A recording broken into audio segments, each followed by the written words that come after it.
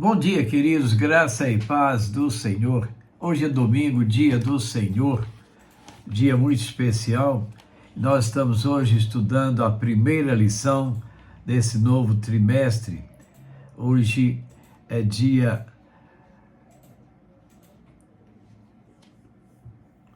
7 de julho. 7 de julho. Você vê até um susto olhando aqui. Gente, o ano já vai caminhando para o seu final. A nossa lição de hoje é uma série de lições escritas pelo pastor Eliseu Gomes da Rocha. E o texto de hoje, Gálatas 1, de 1 a 5. O tema, saudação e advertência inicial.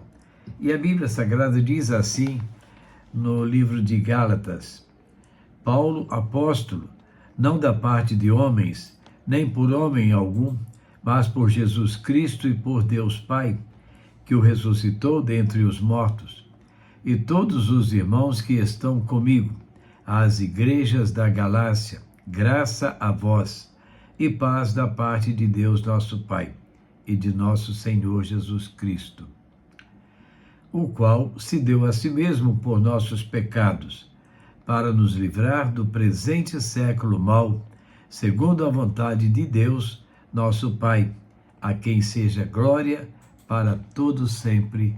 Amém. Pois é, o hino que nós acabamos de tocar fala do poder do sangue de Jesus. E a nossa lição tem como objetivo que você reconheça a autoridade de Paulo como apóstolo, a graça e paz em Cristo, a obra redentora de Cristo, e possa exaltar, a glória de Deus, reafirmando a essência da fé cristã e a esperança em Jesus. Então, saudação de Paulo e a advertência que ele faz aos crentes da Galácia. Paulo, o grande missionário, desempenhou um papel crucial na expansão do cristianismo pelo mundo antigo. Após fundar várias igrejas, ele continuou a orientá-las e cuidar delas por meio de cartas, mesmo enfrentando prisões, perseguições e ameaças de morte. Uma dessas cartas, escrita por volta do ano 50 depois de Cristo, foi direcionada às igrejas cristãs da Galácia, na Ásia Menor. Nela, Paulo aborda as tribulações enfrentadas pelos crentes, especialmente as divisões sociais e raciais nas igrejas. À medida que a igreja crescia, muitos gentios se convertiam, o que incomodava os cristãos judeus de Jerusalém. Surgiu então um grupo de mestres na igreja da Galácia que pressionava os gentios a adotarem costumes e rituais da lei de Moisés, como a circuncisão e hábitos alimentares, alegando que só assim seriam aceitos por Deus. Paulo combateu energicamente essa distorção, afirmando que abandonar o verdadeiro evangelho equivale a perder a essência do cristianismo. Então vamos ao primeiro momento da nossa lição. Paulo se manifesta. Paulo inicia a carta, como de costume, apresentando-se e validando sua autoridade diante da comunidade. Ele esclarece que apóstolo, no sentido de enviado, não se limita apenas a um fundador de igreja, mas valida seu ofício. Paulo sabia que fazia parte de um grupo especial escolhido por Jesus. Os 12 apóstolos escolhidos durante o ministério de Jesus na terra, e ele, Paulo, chamado no caminho de Damasco pelo próprio Cristo glorificado. Atos 9, 1 a 9. Muitos questionaram o seu chamado, já que ocorreu após a morte e ressurreição de Cristo. Para defender seu ministério, ele afirma: não da parte de homens. Verso 1:1. E continua, nem por meio de homem algum. Verso 1. O ministério de Paulo era obra do mesmo Deus que ressuscitou Jesus, e sua mensagem principal era que Cristo está vivo e recebeu todo o poder no céu. Diferente de hoje, onde muitos se intitulam apóstolos, consagrados por pessoas ou denominações, Paulo era um verdadeiro embaixador com credenciais divinas. Nos versículos seguintes, Paulo afirma não estar sozinho, e todos os irmãos que estão comigo, diz ele no verso 2. Provavelmente eram pessoas que Paulo havia doutrinado e capacitado para a vida cristã. Em outras cartas conhecemos Silas, Timóteo e vários colaboradores, alguns chamados de companheiros. Mesmo sendo apóstolo, Paulo não atuava sozinho. O ministério não pode ser desenvolvido sem ajuda mútua. Companheirismo, presença e apoio são fundamentais para o sucesso de qualquer ministério. Jesus foi um grande exemplo ao compartilhar o caminho da graça e misericórdia com seus discípulos e todos que foram enviados para viver o novo de Deus. Segundo momento, graça e paz em Cristo. Saudação de Paulo é notável por seu profundo tripé teológico, graça e paz da parte de nosso Senhor, de nosso Deus, e Pai e do Senhor Jesus Cristo. Paulo deseja duas bênçãos em uma saudação, destacando que a principal fonte de ambas é Deus, o Pai, e Jesus Cristo. A graça é um presente celestial imerecido, representando o favor divino através da morte de Cristo, como substituto pelos nossos pecados. Essa graça oferece por Deus Pai e Jesus Cristo, ou melhor, essa graça oferecida por Deus Pai e Jesus Cristo evidencia a harmonia divina. A saudação enriquecida com a graça destaca sua importância na mensagem cristã. A salvação e a reconciliação com Deus são alcançadas pela graça, não por méritos ou obras. A graça é o pilar fundamental da nossa fé. A paz vai além da ausência de conflito, representando a harmonia e reconciliação com Deus, uma relação restaurada e pacífica com o Criador. Paulo deseja essa paz para todos nós, mostrando que ela vem tanto de Deus Pai quanto de Jesus Cristo. A verdadeira paz só é alcançada por meio de uma relação correta com Deus, possibilitada pela obra de Cristo. Buscar a paz verdadeira envolve se aproximar de Deus e vivenciar essa relação de harmonia e reconciliação com Ele. Então, para você buscar a paz de Deus, você tem que estar se relacionando com Deus ativamente, envolvido com as coisas de Deus. Precisamos buscar essa paz de forma sincera, estabelecendo uma relação profunda com Deus e permitindo que a obra de Cristo nos restaure. Assim, viveremos em plenitude de paz, ou em plenitude a paz desejada por Paulo. Ou seja, vamos viver uma vida de compromisso com o Senhor Jesus Cristo. Terceiro momento, fala da relação entre Deus, Pai, e Senhor Jesus Cristo.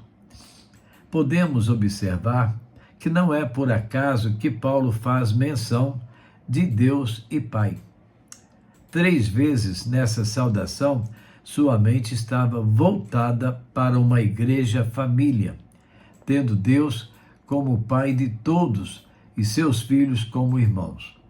Uma comunidade que estava vivendo divisões e contendas não poderia esquecer que o corpo de Cristo ou família era a principal marca de uma igreja.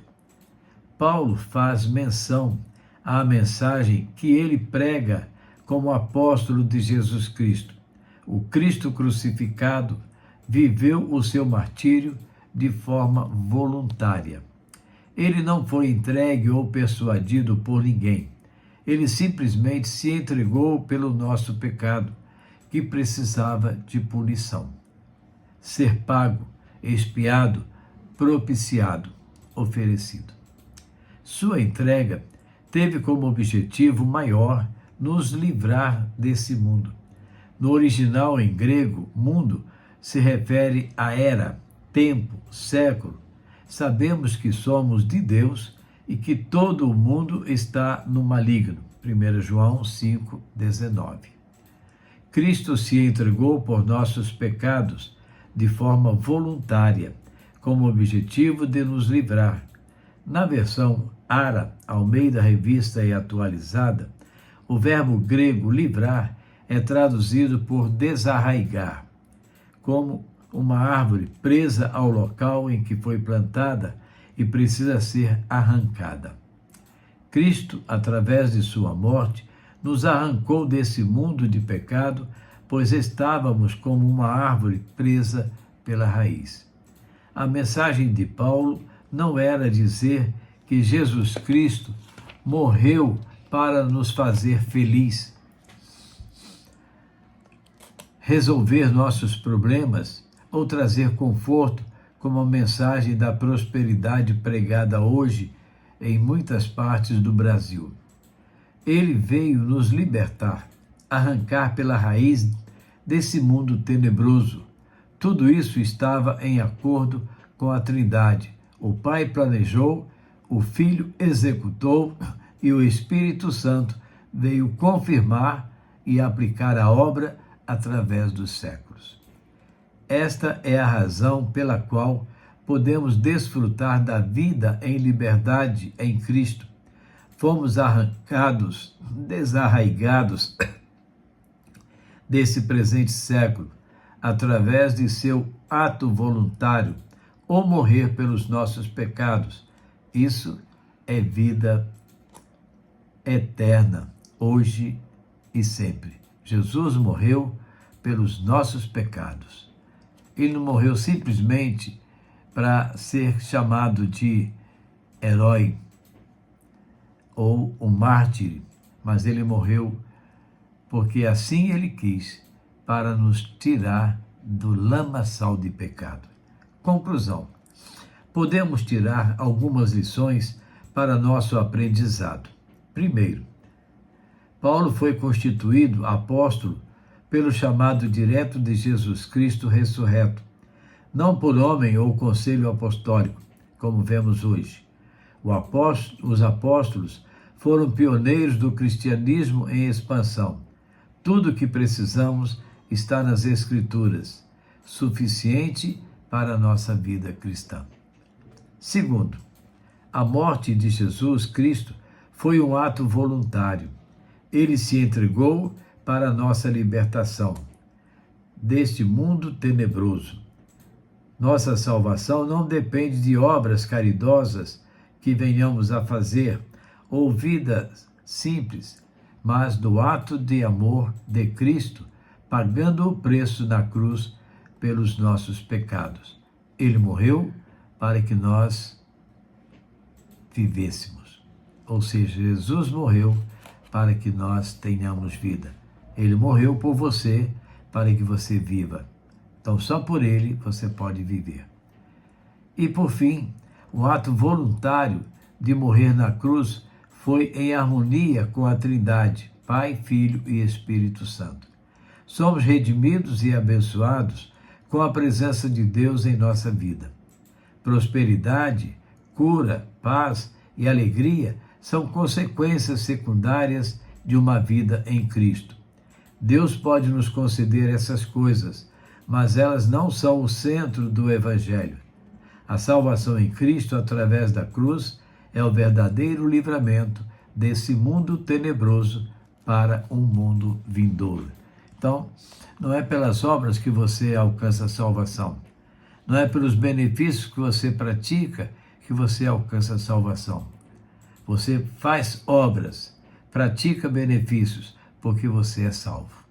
E se você não é salvo, de nada adianta as obras e benefícios, porque eles não te garantem salvação, não te garantem vida eterna. Só Jesus pode nos garantir vida eterna. Agora, para você pensar e agir. Primeiro, você tem buscado a verdadeira paz, como apresentado pelo apóstolo Paulo, diante das lutas neste mundo? Você tem feito isso? Segundo, você reconhece que a graça é a ação do amor de Deus pela sua vida, mesmo quando as coisas não estão bem? Às vezes, somos muito apegados a Deus quando vai tudo bem.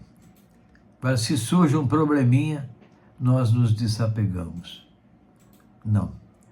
Precisamos continuar firmes, apegados a Cristo, porque só Ele pode nos livrar dos problemas. Terceiro, qual valor você tem dado a este mundo quando Paulo afirma que fomos libertos deste mundo tenebroso? Muitas pessoas estão dando mais valor ao mundo do que às coisas de Deus.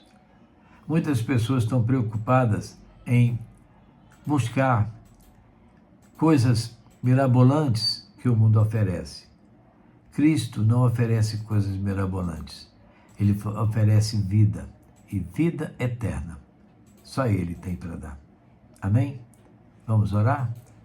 Nosso Deus e Pai, muito obrigado, Senhor, pelo dia de hoje, o dia de domingo, o dia dedicado a cultuarmos ao Senhor. Não que nos outros dias possamos estar livres deste compromisso contigo, mas hoje é um dia especial, um dia de estarmos na tua casa, na escola dominical, de estarmos com a família, de estarmos à noite celebrando ao Senhor.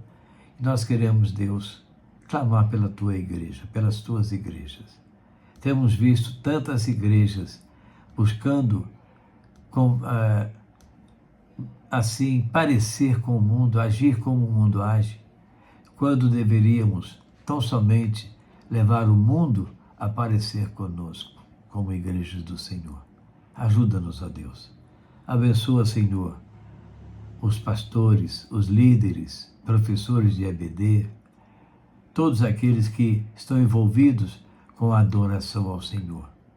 Que sejamos firmes e fiéis no propósito de te servir e buscar, Senhor. Abençoa nossas famílias, de um modo geral. Abençoa, Senhor, os missionários. Abençoa, Deus, aqueles teus filhos que estão, assim, vivendo momentos difíceis com enfermidades. Te agradecemos por aqueles que, já tendo melhora, voltaram para casa. Te pedimos por cada equipe médica que tem cuidado dos pacientes, que eles sejam abençoados pelo Senhor. E dá-nos, Deus, a tua graça, a tua paz sempre. Nós oramos agradecidos no nome de Jesus. Amém. Nós vamos a mais uma melodia. Quem me poderá salvar? Somente Cristo, que verteu o sangue. Só no sangue de Jesus.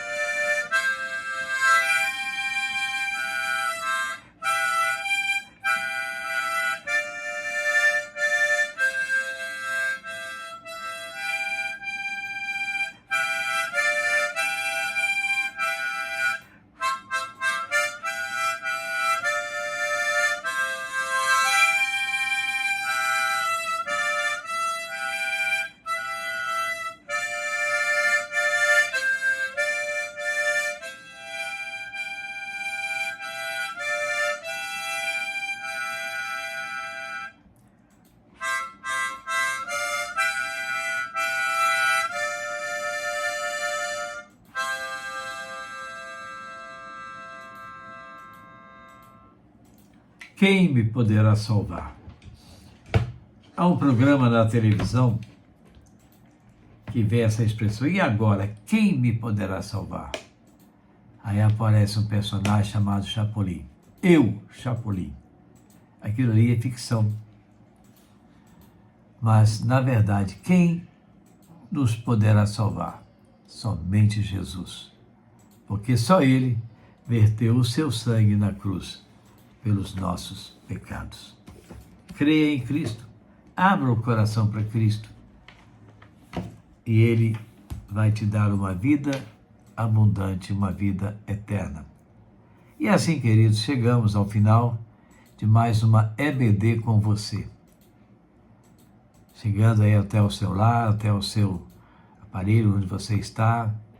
Que Deus nos dê um domingo de muita alegria, nos dê um domingo de muitas vitórias, que possamos estar reunidos com as nossas famílias, curtindo a folga do domingo, mas não nos esquecendo do Senhor.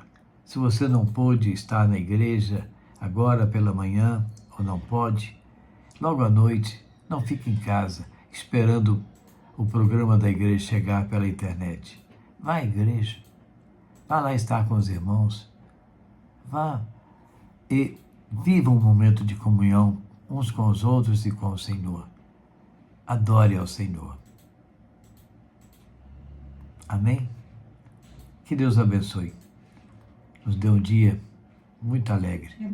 E amanhã, nós, se Deus permitir, estaremos de volta trazendo para você mais uma devocional com você, mais uma reflexão da palavra do Senhor para a edificação das nossas vidas. Temos aí a alegria, né, de saber que o irmão Edmar está em casa e hoje ele está completando ontem, né? Ontem ele completou mais um aniversário. Que Deus esteja abençoando sua vida, meu caro irmão, que o seu restabelecimento seja próspero e muito em breve possamos estar juntos. Aliás, amanhã estaremos juntos aí na sua casa para mais uma visita, tá bom? Deus te abençoe. Amém.